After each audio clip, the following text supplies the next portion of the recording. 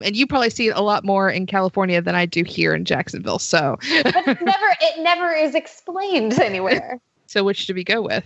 I don't, because the high occupancy, it trips me up because that's like implying that it's only for like buses or vans or stuff. Yeah. We can go with yours. Yeah, it's a toss-up at this point. Yeah, so a heavily occupied vehicle. Like, my brain might have made that up years ago and just, I've thought of it that as the answer long enough, but that's what I got. It's fine. We'll go with it. Yeah. All right, heavily occupied vehicle for Carmel and Sarah. Jonathan and Kylie, what were you thinking?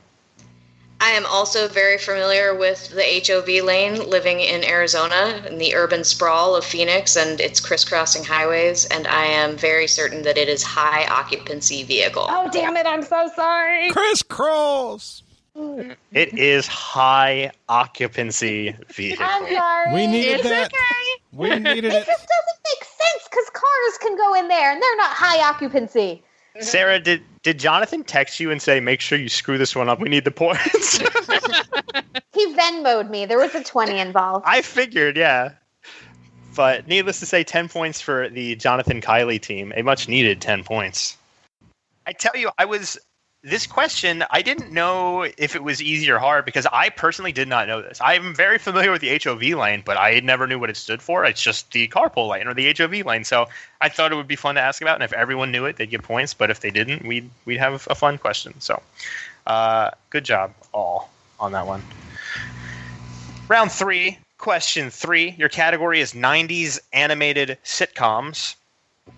Sounding more like an avian superhero than an egocentric single dad, what animated detective was voiced by Jason Alexander on an adult-oriented sitcom of the mid-90s? Give it to us again, please. Sounding more like an avian superhero than an egocentric single dad, what animated detective was voiced by Jason Alexander on an adult-oriented sitcom of the mid-90s? All right, we're locked in. Okay, Jonathan and Kylie. So you said 90s animated sitcom and then avian superhero, and the first thing that I thought of was Darkwing Duck, but then you gave the rest of the question, and I was like, oh, it's not that. Yeah. It is a duck, though. Did they make a TV show out of Howard the Duck? No, it's similar almost. This is a duck, and it's a poorly drawn, it's poorly drawn, that sounds critical. It is what I would call a sloppy animation.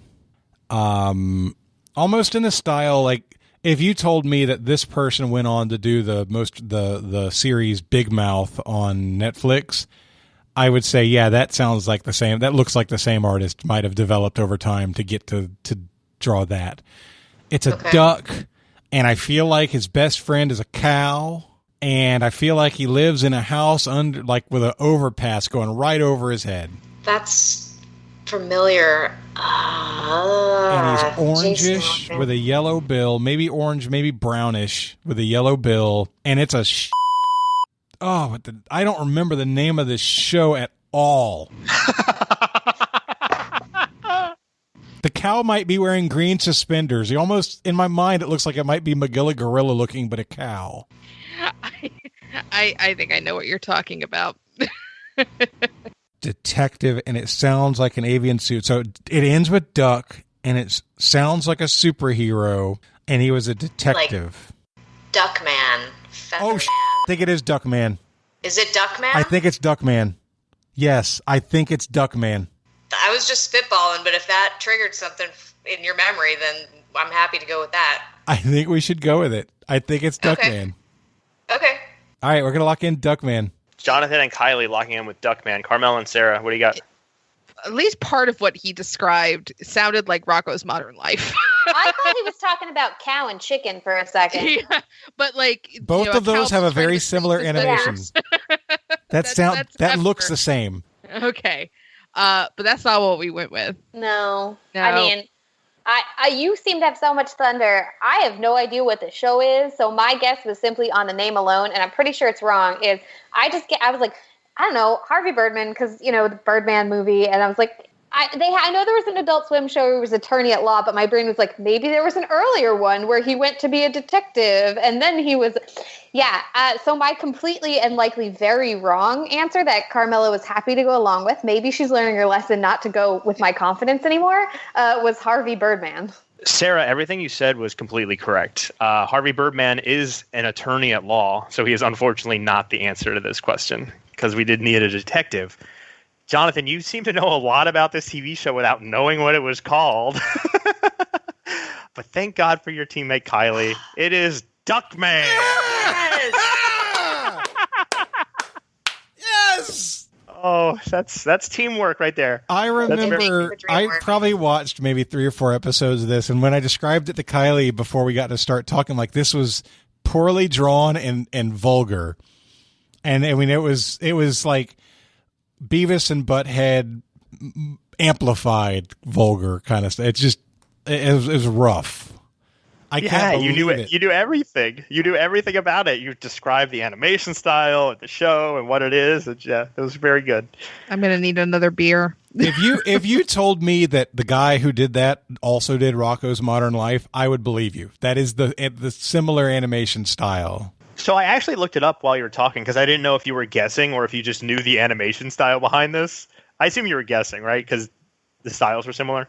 Yeah, I don't know anything about him. Sure.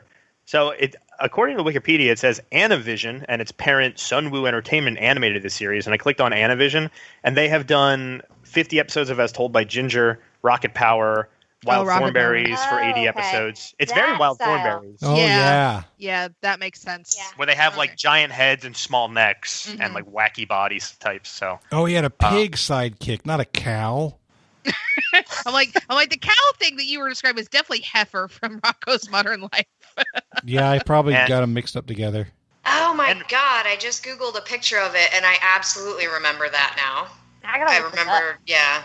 Yeah, I don't know if I ever watched it. I maybe saw it in passing. Did did this same person do Big Mouth? No. Okay.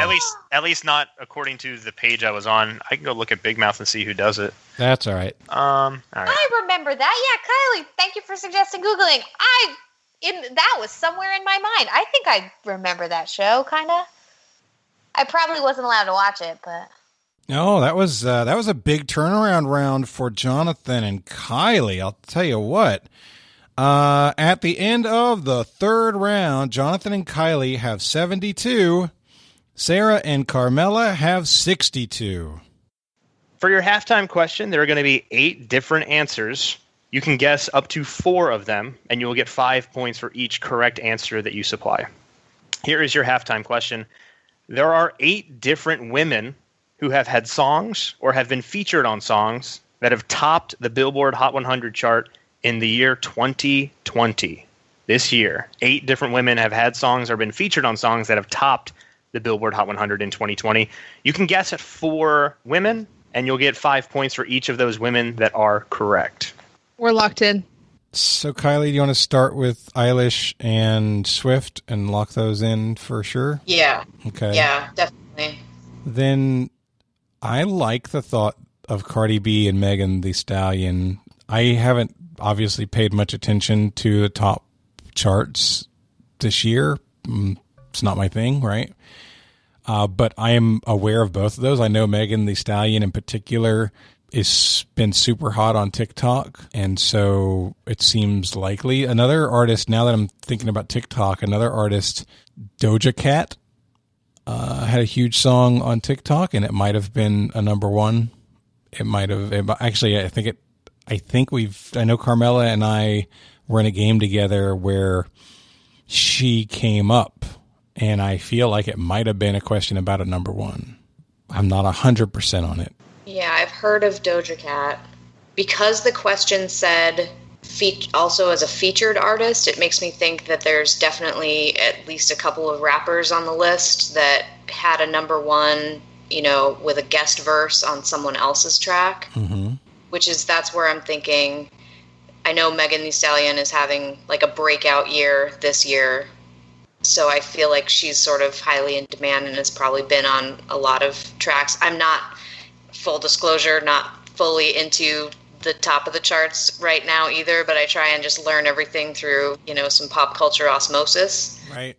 If you want to, and you mentioned Lady Gaga. Lady Gaga released her album Chromatica, and I know that she released a single, the name of which I can't remember, but it was featuring Blackpink, which is like a very famous K-pop girl group. Mm-hmm. So, and talking about, in our discussion, we were saying, Swifties, whenever Taylor releases something, they make sure that her songs go to number one. And I think Lady Gaga's Little Monsters also do the same thing. So if she had something new, they would probably make every effort to put that at number one. I would be okay going Lady Gaga and Megan Thee Stallion. Yeah, I think that makes sense. I think that some of the other ones, because there are 8 here, so we're just trying to come up with 4 of 8. So I think, Billie Eilish, Taylor Swift, Lady Gaga, and Megan Thee Stallion. Yep. Okay. Carmel and Sarah?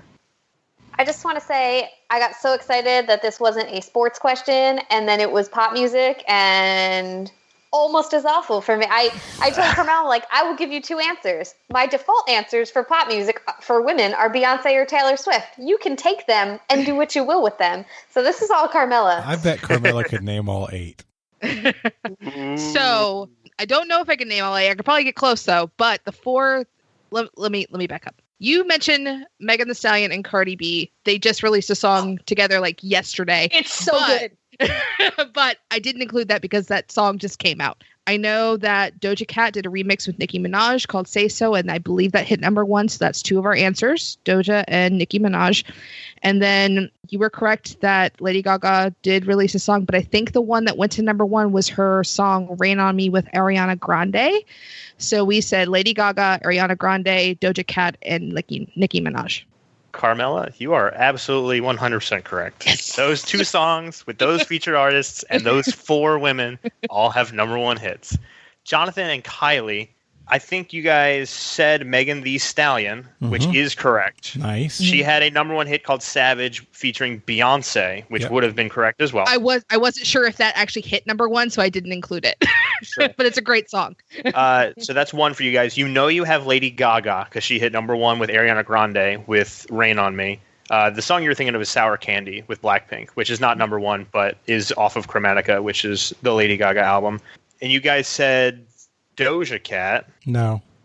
No, we didn't. No? We said Eilish and Swift. Okay. Well, I heard you talk about Doja Cat. I guess I should have written down what you wrote, but I appreciate that. We know Doja Cat and Nicki Minaj are correct. Billie Eilish has not had a number 1 hit in 2020, unfortunately. Her stuff was 2019, and her Grammy wins were early. She has not had a number 1 in the last 6 or 7 months or whatever. Taylor Swift recently dropped her Folklore album, and the lead single on that, Cardigan, is the current number 1 Billboard Hot 100 hit. So Taylor Swift is a correct answer. So you did get 3 of your 4 answers correct for 15 points. The last woman to hit number 1, I've said 7 of them. Does anyone want to guess at the last one? This is the hard one. The hard one. Ooh. I can give you the month that it happened. It might help a little. Sure. Is it a feature or are they the main artist? They're the main and only artist. This topped the Billboard chart in January 2020. Mariah Carey. Is correct. Yeah, that's right. Because her Christmas song went number 1. Because that's another trivia question. It's it was number 1 in so many decades. Yeah. Yes. So Mariah Carey, Taylor Swift, Nicki Minaj, Doja Cat, Megan Thee Stallion, Beyonce, Lady Gaga, Ariana Grande. Yeah. I gotta be honest. I feel pretty damn good about my part in those conversations at all. I'm better right now at that kind of question than I was at the beginning of this year. They're all really good songs. The fact that you were able to name drop Megan Thee Stallion and Doja Cat was amazing to me because they haven't been famous for more than half a year. I did kind of hammer Megan Thee Stallion into his head, though. She did, but honestly, it was the few months that I spent hammering TikTok that really does it. You hear the songs, you become familiar with them. You seem like a TikTok fan. I've actually uninstalled it now. Security stuff. So sure. All right. Well, we have a close game. Jonathan, you want to give us a score update at the half? Yeah, at the end of the midpoint, the score is 87 for Kylie and Jonathan to 82 for Sarah and Carmela. I thought this was pretty balanced when we worked out the teams. I thought this is a really balanced game, and it is playing out that way. Hello, everybody. This is Jonathan. Before we get on to the second half of today's game, you already know that today's show is sponsored by BP Trivia. Be sure to